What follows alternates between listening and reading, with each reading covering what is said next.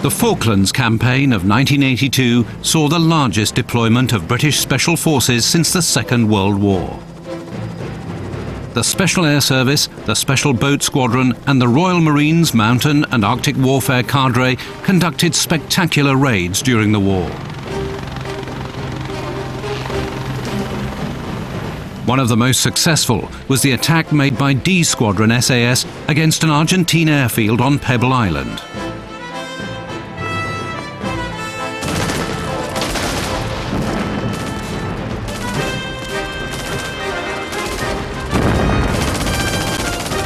Eleven Argentine aircraft that had posed a serious threat to the British amphibious landings on the Falkland Islands were destroyed.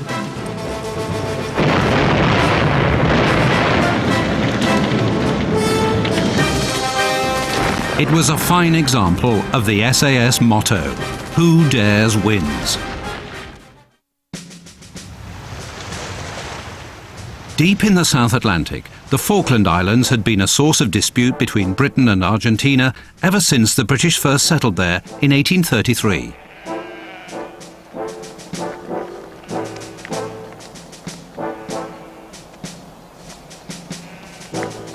Known as Las Malvinas by the Argentines, the barren, windswept islands are just 300 miles from mainland Argentina and 8,000 from Britain.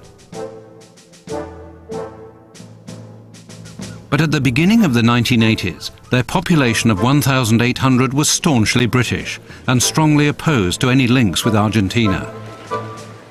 In 1982, the military junta, which had ruled Argentina for 7 years, was growing increasingly unpopular.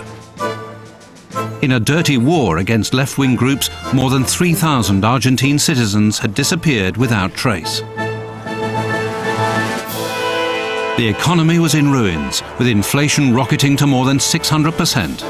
Mass union demonstrations filled the streets with violence and tear gas.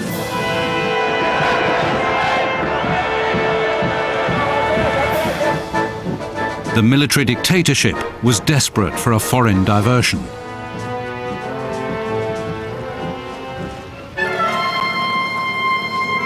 They found one on the 19th of March 1982, when Argentine scrap dealers began work dismantling old buildings on the British dependency of South Georgia, 900 miles southeast of the Falkland Islands. Accompanying them were some Argentine soldiers, who illegally raised the Argentine flag over British territory. The British demanded that it be lowered and the troops withdrawn. When this was ignored, the Royal Navy survey ship HMS Endurance was sent from the Falkland Islands to South Georgia to remove the Argentine military presence. Argentina's rulers took this as an act of war. On the 2nd of April, over 700 Argentine Marines landed on the Falkland Islands and overwhelmed the small garrison of 67 British Royal Marines protecting the islands. The British were captured by the Argentine Special Forces unit, Buzo Tactico, and forced to surrender.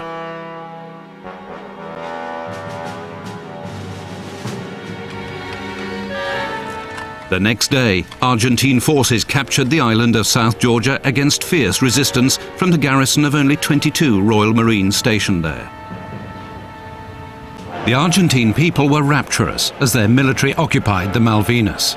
In a remarkable turnaround of public feeling, the much-hated military junta suddenly became popular. In London, the government of Margaret Thatcher reacted swiftly. British sovereign territory has been invaded by a foreign power. The government has now decided that a large task force will sail as soon as all preparations are complete. In the space of one weekend, 100 ships and thousands of troops were made ready for war.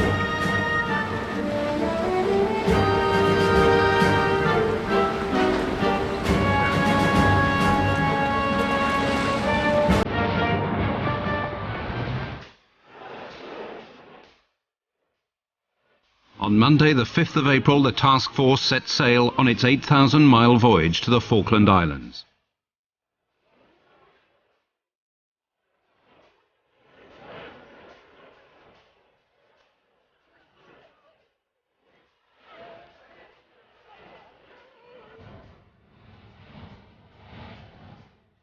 With it went the headquarters of the 22nd Special Air Service Regiment, Britain's elite Special Forces unit, under the command of Lieutenant Colonel Michael Rose.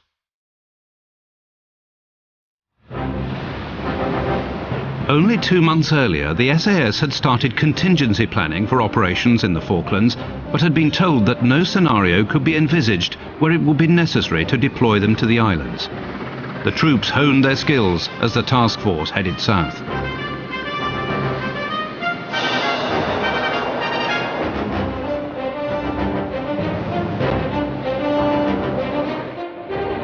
At first, a holiday atmosphere prevailed, as few believed a war was inevitable. But diplomatic talks at the United Nations were getting nowhere. On the 5th of April, D Squadron of the SAS flew ahead to the US base on Ascension Island, near the equator.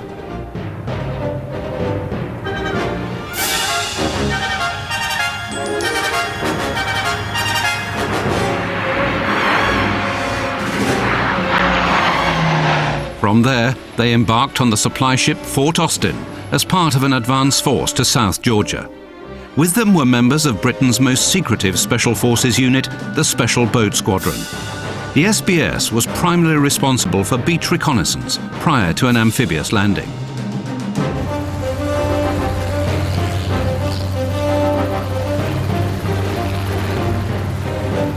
Meanwhile, Royal Navy nuclear attack submarines were already patrolling the South Atlantic. And on the 7th of April, Britain declared a 200-mile total exclusion zone around the Falkland Islands. Any aircraft or ship that entered the zone was liable to be destroyed. 2 weeks later, the advance force reached South Georgia. Mountain Troop of D Squadron SAS was embarked on helicopters for an assault. Under the command of Captain Gavin Hamilton, they were landed on the inhospitable Fortuna Glacier, some distance from the Argentine garrisons at Grytviken and Leith. Unexpectedly, the weather conditions worsened, with blizzards making progress impossible. Hamilton requested evacuation, but 2 helicopters crashed on the glacier in the whiteout conditions. Eventually, the men of Mountain Troop were extracted during a fierce blizzard by a Wessex helicopter nicknamed Humphrey, skillfully flown by Lieutenant Commander Ian Stanley. 19 men were crammed into a helicopter designed to carry just 5. For his brilliant flying, Stanley was awarded the Distinguished Service Order.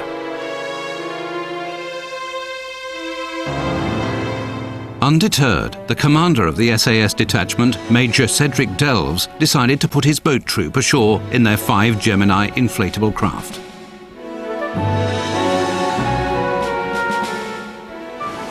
But the Gemini's outboard engines could not cope with the rough seas. 2 Gemini were swept away by high winds. 1 crew managed to make its way ashore and go into hiding. The other was saved by Humphrey and Ian Stanley. Meanwhile, No. 2 Section Special Boat Squadron was also inserted onto South Georgia by helicopter, where it kept the enemy under surveillance. Soon, the Argentine submarine Santa Fe was detected in the area. The Royal Navy flotilla dispersed until the threat was neutralized. Helicopters armed with depth charges and missiles took to the air and caught the Santa Fe on the surface. The submarine limped into harbour and sank.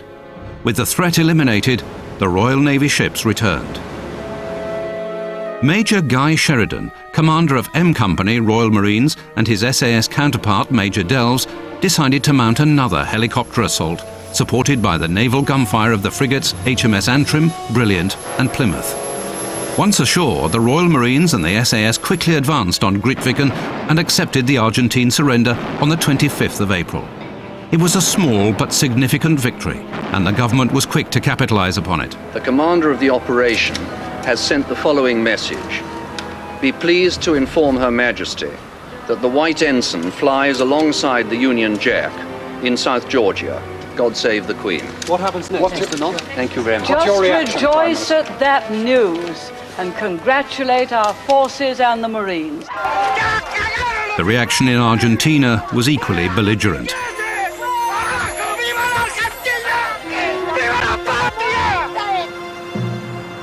Meanwhile, G Squadron SAS was flown from Britain to Ascension Island. Its task was covert reconnaissance, while D Squadron was to undertake any offensive raids.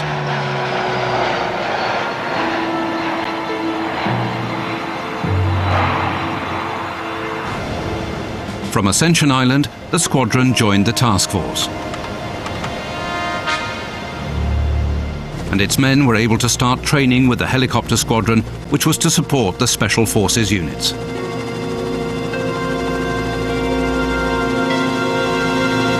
As the task force neared the Falklands, G Squadron transferred to the aircraft carrier HMS Hermes. From there, Sea King helicopters inserted 8 SAS and 2 SBS reconnaissance teams onto both the main Falkland Islands. They landed over a 3-day period and began transmitting information about the Argentine defences.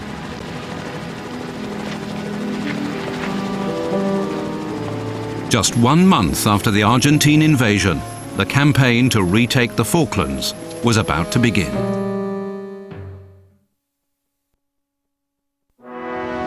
In the last 2 weeks of April, the British task force encountered steadily worsening weather conditions as it got closer to the Falkland Islands. Meanwhile, the US Secretary of State, Alexander Haig, conducted an exhausting round of shuttle diplomacy between London and Buenos Aires in an attempt to prevent open conflict.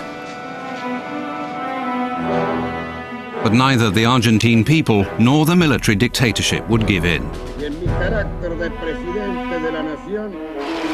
In Buenos Aires, massive patriotic parades were held to celebrate the union of the Malvinas with the motherland. And in London, Haig found that compromise was not a word in Margaret Thatcher's vocabulary. As the British prepared for war, the United States was forced to make a choice between its closest ally in Europe and a major South American partner.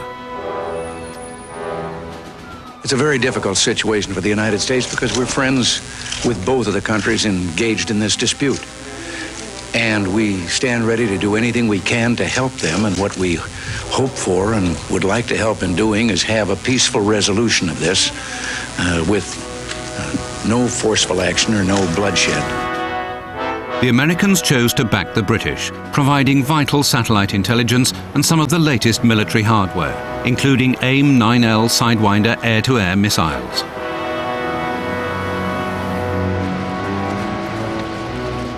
The remarkable combination of the Sidewinder and the Sea Harrier was fundamental to British air superiority over the Falkland Islands, and with it, the ability to win the war.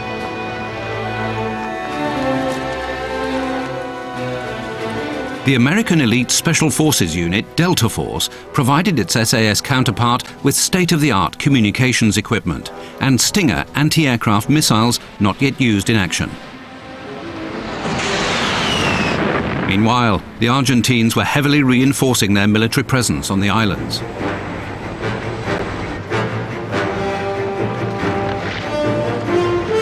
But their armed forces had not fought a war for over 100 years, and many of their troops were raw conscripts with only weeks of training. In comparison, soldiers of the British Army had fought and died every single year for the last 100 years except one. As full-time professionals, they displayed an unmatched level of training and commitment. But fighting 8,000 miles from home would put them at a grave disadvantage. By the beginning of May, the Argentines had 11,000 troops on the islands, plus 42 aircraft and helicopters. They were well equipped with powerful artillery and mortar weapons, numerous anti-aircraft guns and missiles, as well as modern communications and electronic warfare equipment. The SAS and SBS parties on the islands set up their observation posts, or OPs, from which they could survey the numbers and disposition of the Argentine troops. For up to a month, the watchers remained silent and immobile in their OPs, overlooking the Argentine positions, usually in awful weather with little food and no heat. The information these teams transmitted back to the task force was crucial in determining where the amphibious landings would take place.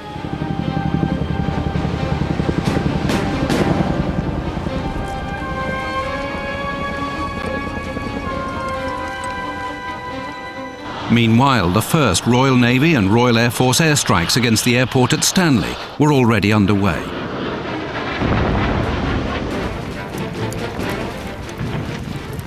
Tensions were heightened on the 2nd of May when the nuclear hunter-killer submarine HMS Conqueror detected the Argentine cruiser General Belgrano and her escorts just outside the British-imposed 200-mile total exclusion zone. 355-ish. Though the Argentines were just shy of violating the zone, the British War Cabinet decided their weapons were a potential threat to the task force. The General Belgrano was attacked with torpedoes and sunk. 321 men lost their lives. The war had begun in earnest. With the carriers of the task force now only 250 miles northeast of the Falklands, the Argentines soon exacted their revenge. On the 4th of May, a pair of French-built Super Étendard fighter bombers took off from mainland Argentina. They were armed with the French Aerospatiale Exocet sea-skimming missile. Flying below radar detection height, the aircraft approached the task force at high speed. At a distance of 30 miles, they appeared and engaged their targets. As soon as a target was identified, the Exocet missiles were fired. Flying at just 20 feet above the sea and at 680 miles an hour, one Exocet locked onto the destroyer HMS Sheffield.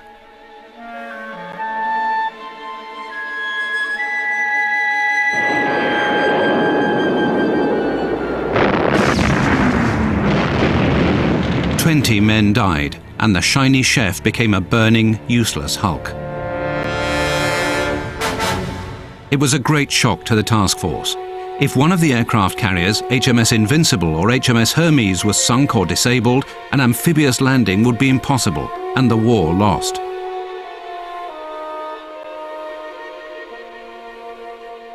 The air-launched Exocet was too great a threat to be ignored. The British government turned to the SAS for an answer. They called on Brigadier Peter de la Billière, Director of Special Forces. A desperate plan was hatched, codenamed Operation Mikado. It called for B Squadron SAS to fly from Ascension Island in 2 C-130 transport planes and land at the Rio Grande Air Base, where the Super Étendard were believed to be stationed. Once there, they were to destroy the aircraft and eliminate their pilots. The plan was met with incredulity by B Squadron, and when the squadron commander, Major John Moss, protested its shortcomings, he was promptly replaced. Many members of B Squadron began writing their wills, as they believed Operation Mikado was a suicide mission. But nearly all agreed to go. Under a new commander, B Squadron was flown to Ascension Island for intensive training to prepare for the assault.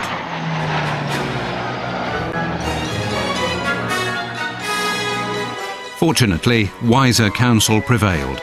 The British government realized the political and military implications of a catastrophic SAS raid on the Argentine mainland. And Operation Mikado was cancelled. But the British did have some Special Forces teams already operating covertly on the Argentine mainland.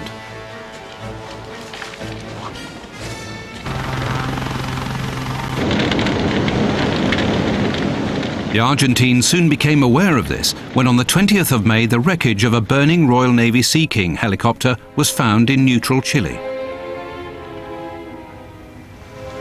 It was promptly buried by the Chilean authorities, but its crew appeared at a press conference. Whilst on sea patrol, we experienced an engine failure. Due to adverse weather, it was not possible to return to our ship in this condition. We therefore sought refuge in the nearest neutral country. Their explanation was officially accepted, but all indications were that the team had been engaged in a covert operation. The crewman on the left was one of the most experienced Special Forces helicopter pilots in the British task force. and a helicopter crashed at a spot equidistant from the 3 main Argentine air bases from which attacks were launched against the British. Even a Royal Navy intelligence gathering vessel was hiding among the many inlets and islands of Chilean neutral waters nearby, though it remained undiscovered.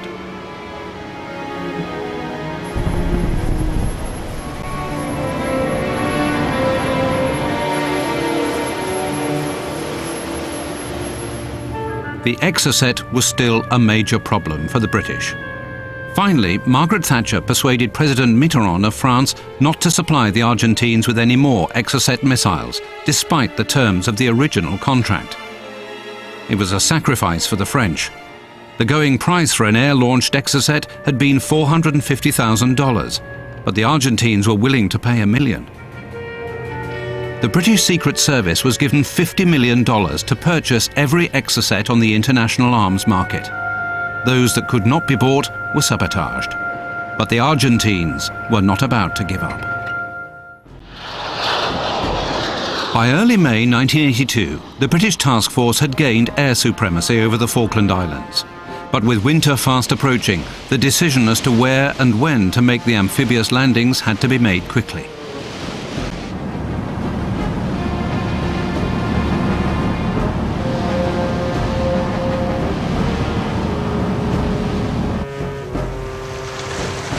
With its particular expertise in amphibious warfare, the Special Boat Squadron was reconnoitring numerous beaches and possible landing sites.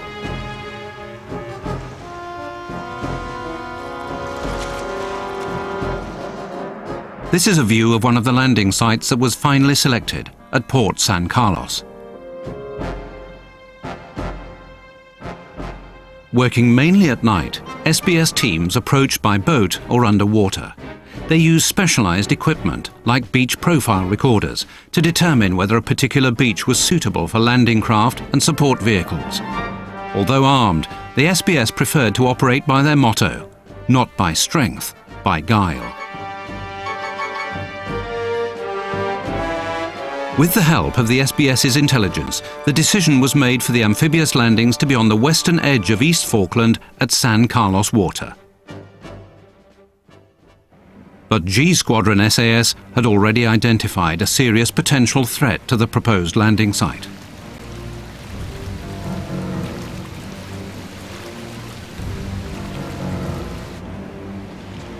At Pebble Island on West Falkland, there was an airstrip where the Argentines had based 6 Pucara ground attack aircraft.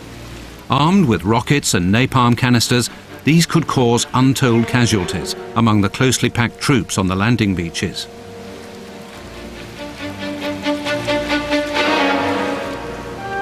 First, the SAS had to eliminate this threat in an all-out raid. On the night of the 11th of May, a reconnaissance team made a covert insertion by canoe.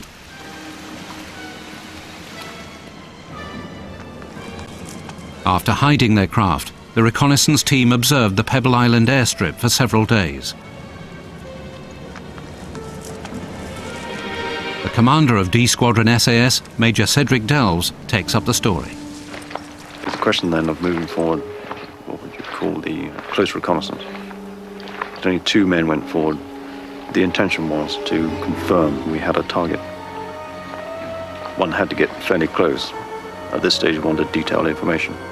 After all, we're bringing in a squadron to attack. The patrol was able to look onto the airstrip and see, in fact, there were 11 aircraft up there, which were very well dispersed around the airstrip. As soon as possible after dark, they did move back and put together a message to be transmitted back to the squadron on Hermes. The squadron inserted an additional 40 men towards the islands through a very dark and stormy night. It would be wrong to say that tension was rising in any particularly dramatic way, but we were anxious to get off the helicopters as soon as we were on land.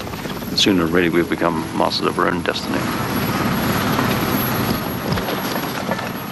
We had chosen the drop-off point some way back from the target. In fact, it was about 5 miles, to be quite certain that the enemy would not hear our approach. But nevertheless, we wanted to get those helicopters very quickly. piece of deplane as quickly as possible, and the helicopter lifted off. The commanders came forward to the patrol and received the updated plan. Okay, if you can close in now, because this position is defended. Okay, it's going to have to be a very quick briefing because we're about an hour late now. Personally, I've been clock watching ever since I left Hermes, and I knew I was beginning to run out of time. The whole process couldn't have taken more than a quarter of an hour from drop-off to confirm brief to move on, but it seemed like an age. Right position here, and then we'll split up. All in all, people were carrying a lot of equipment that night. I would say the average load would have been a burden of about 40 or 50 pounds, and belt equipment, say 20 or 30 pounds. So we reached the final RV, the launch point, at 7:30, which was also not only a final checkpoint for the return of the troops, but also was going to be the mortar position. Troops, as they reached the point, dropped off the mortar bombs they were carrying, with the mortar team who established themselves.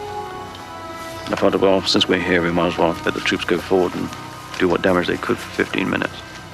As it turned out, actually, I had great difficulty in getting them back, and didn't get them back for 45 minutes.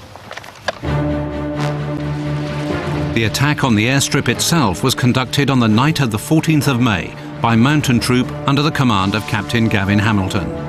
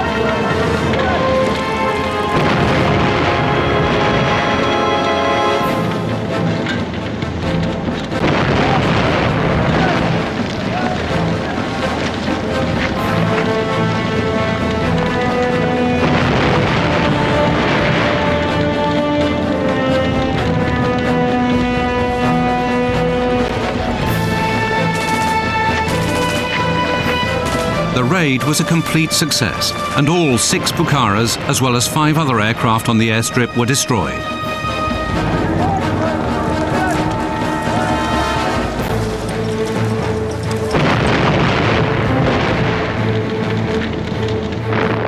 The SAS suffered only 2 minor casualties, and all the raiders returned safely to the aircraft carrier HMS Hermes.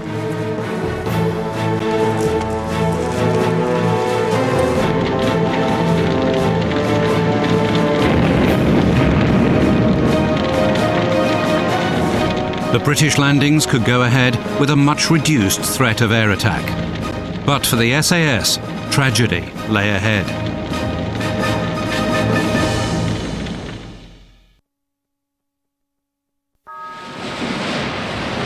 The success of the SAS raid on Pebble Island meant that by the 15th of May, the British task force could make its final preparations for landing on the Falkland Islands. But on the 19th of May, during a simple administrative flight, a Sea King helicopter carrying troops of D and G squadrons of the SAS was struck by a large bird. The helicopter plunged into the sea, and 20 members of the regiment perished. It was the greatest loss of life suffered by the SAS since the Second World War.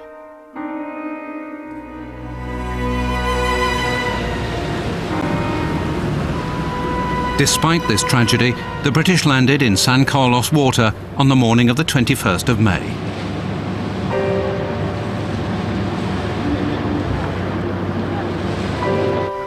Within hours, the British were safely ashore without any opposition.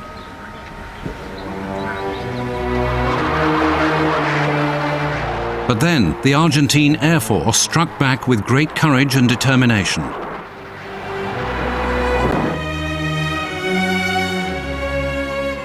It was the critical phase of the war. Several British warships were sunk.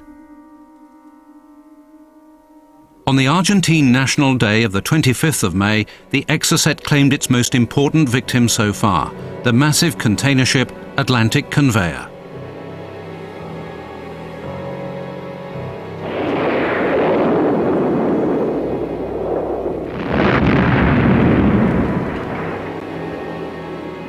Not only did she contain thousands of tons of irreplaceable military stores, but the Atlantic conveyor also carried vital helicopters that were needed to airlift the troops across East Falkland for the advance on the capital, Stanley. The British troops now had to march over 50 miles across the width of the island with all their equipment. With the weather deteriorating rapidly with the onset of winter, it was a daunting task for even the fittest of soldiers. But first, paratroopers had to eliminate the Argentine garrison at Goose Green. As they advanced, they were attacked by Pucarás. Suddenly, an SAS trooper rose up from his hidden position in the gorse and fired a Stinger missile. One Pucará crashed in flames. The others fled and did not return to assist their comrades in the battle which followed.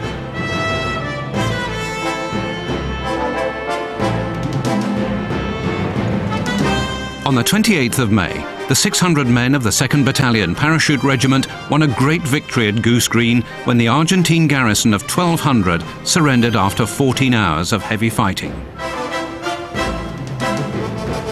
Meanwhile, an SAS patrol had discovered that Mount Kent, a vital hill position just 10 miles west of Stanley, was only lightly defended by the Argentines.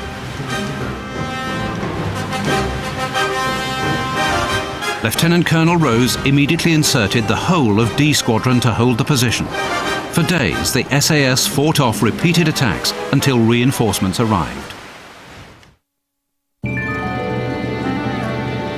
The Royal Marines crossing the northern flank of West Falkland to Port Stanley were led by their own Special Forces unit, the Mountain and Arctic Warfare Cadre.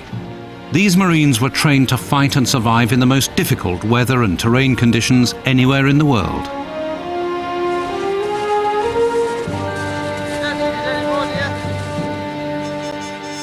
On the 31st of May, one of the Cadre's 4-man patrols spotted an Argentine position held by 17 of their elite Special Forces commandos at a desolate and isolated farmhouse called Top Marlow.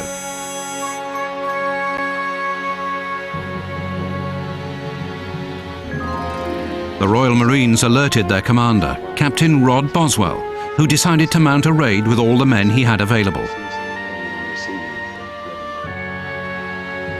The 19 Marines were split into 2 teams, with a fire group on one hillock overlooking Top Marlow House. Its task was to give supporting fire as the 12-man assault group charged the buildings from an adjacent hillock. The Marines were not greatly impressed by their opponent's combat readiness. Their professionalism left a little bit to be desired, and they shouldn't have been in an isolated farmhouse, most certainly not inside it anyway, and if they were, they should have had sentries well clear of the building to cover the approaches. And we gave a few indications of our presence. We'd stampeded some sheep by accident, obviously. We'd come across some sheep, we'd come in a helicopter, and a real professional bunch would have made up for that. But they made up for their lack of professionalism by their courage. I mean, they certainly did not lack courage. The battle was to begin with the fire group hitting the house with anti-tank rockets. Boswell had intended the assault group to advance in 2 mutually supporting sections, but things didn't work out as he had planned. And I will always remember the charge. I mean, my memories of running in and thinking, they've all disobeyed me to a man, fantastic. All his men had leapt to their feet and charged with fixed bayonets. The Argentines were caught completely unawares. These men hadn't. The first warning they had of our presence was a building exploding all around them. They all got out of the house, those that could, and every man that got out of that house fought. They all got out with their weapons, and they fought with their weapons until they couldn't fight any longer. The Argentine survivors of the initial bombardment rushed out of the building and ran to a stream where they took up positions along its bank. The ammunition inside Top Marlow House exploded and the building caught fire. The smoke masked the advance of the Marines as they charged towards the Argentines.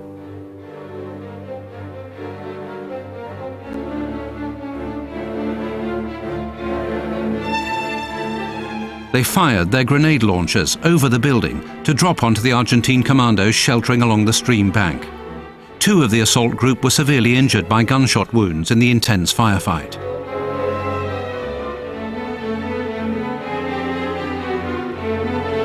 While this was going on, the fire group moved forward under cover of the burning building.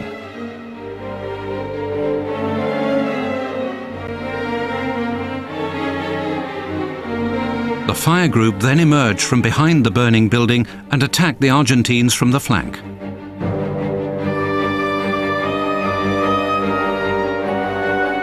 A grenade killed the Argentine commander and the remainder surrendered. 5 Argentines were dead and 12 were captured. 7 of those were injured. Only 3 British were wounded. In the 28-minute battle, the Argentine Special Forces troops had been decisively beaten. After tending the wounded, there was one final task: to check out the battlefield. The building by that time had completely fallen down. There was one other little task. There was one, we'd checked the peak building. We'd obviously fairly successfully taken out the house and the sheep building. And there was one other building, the outhouse, that had to be cleared. And the nearest man to it was called McGregor, so I shouted down to McGregor, clear the outhouse. And Captain Boswell shouted to me to clear that toilet. And I think what he expected me to do was to go over and knock at the door and say, "Excuse me, would you like to come out and join us? We've had a little fight here." But as it was, I turned around and I thought, there's no way I'm going over there, just in case one of them happened to be in there. So I let off the whole magazine in the toilet. And the methane that was in the little bucket in these outside toilets exploded and blew the toilet completely up. And all the guys who were around here thought, well, that's just a lovely culmination to the whole thing. We all cheered as this toilet disappeared in a big blue flame. They all thought, well, that's a culmination of the whole thing. And that was the end of Top Mallow, really, when the toilet disappeared. It was now the turn of the Argentine troops in the hills overlooking Stanley to feel the full brunt of the British offensive. As the British forces prepared for the final battle to recapture the Falklands, the guns of the Royal Artillery pounded the Argentine positions around the island's capital, Stanley.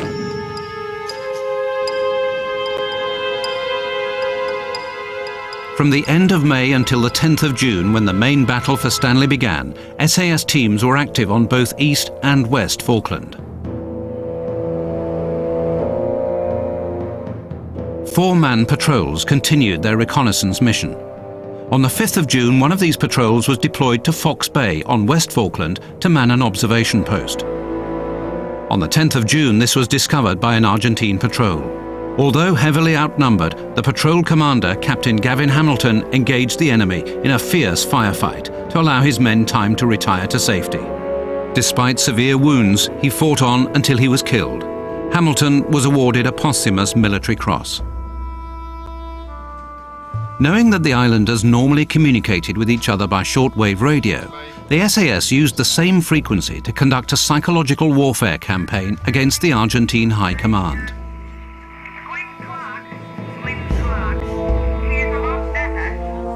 At this stage of the war, only the doctor, Alison Bleaney, was allowed to use the radio in order to treat her patients. On the 8th of June, the SAS made their first contact with the Argentines through her. From then on, the SAS applied increasing pressure on the Argentines to accept honourable surrender, rather than a final, futile battle for Stanley with inevitable civilian casualties. On the night of the 13th of June, as the battles for the hills overlooking Stanley raged, the SAS and SBS mounted one last diversionary raid in conjunction with the Royal Marines' 1st Raiding Squadron. After a clandestine briefing, the rigid raider assault boat set off across Howden Water to attack an Argentine logistics base near Stanley.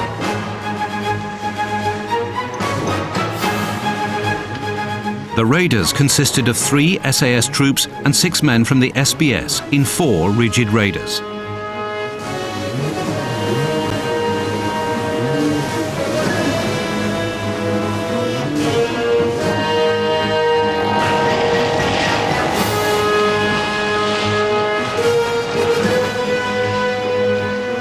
As their assault boats hit the shoreline, they were illuminated by searchlights from an Argentine hospital ship.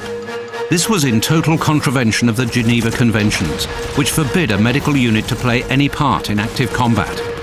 Every gun in the area opened up on the raiders. They made a hasty retreat, but now pointed their craft towards the hospital ship. Rounds flew everywhere, striking the hospital ship and the rigid raiders alike.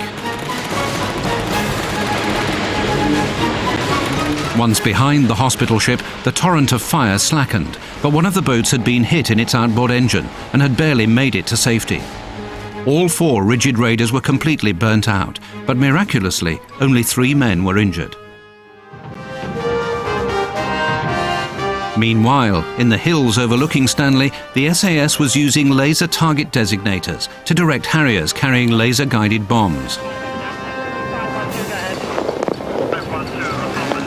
Roger, a bit plus of where we were aiming. Bomb's gone. There's the bomb. Got it. Okay, switch on. Yes, got it. Just a little bit over from where I was aiming. An absolute beauty, I would say. Probably where there is a defensive position. What was it, 1,000 pounder? Yeah. I have my number 2 with other weapons if you'd like them to deliver on a... Spot on here. They also directed devastating artillery fire against Argentine troops in the hills. The fire was so effective that on the morning of June the 14th, the majority of the Argentines fled their positions. The SAS observers stopped fire, allowing the survivors to retreat unmolested. The Argentines were now in full retreat. At 1100 hours on the 14th of June, the Argentine High Command contacted the SAS to discuss ceasefire terms. Lieutenant Colonel Mike Rose boarded a Gazelle helicopter and flew to Stanley. With him were an SAS signaller and a Royal Marine officer who spoke fluent Spanish, Captain Rod Bell. After hours of negotiations, they persuaded General Mario Menendez that surrender was the only sensible course. There is a white flag flying over Stanley.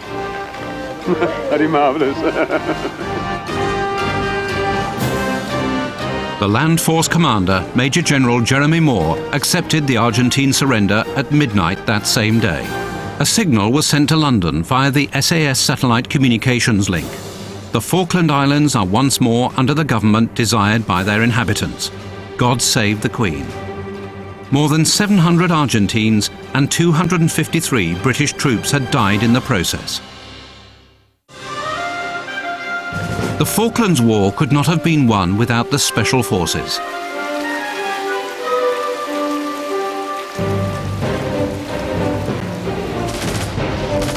Their skills ensured a safe landing for the main British force after its 8,000-mile journey.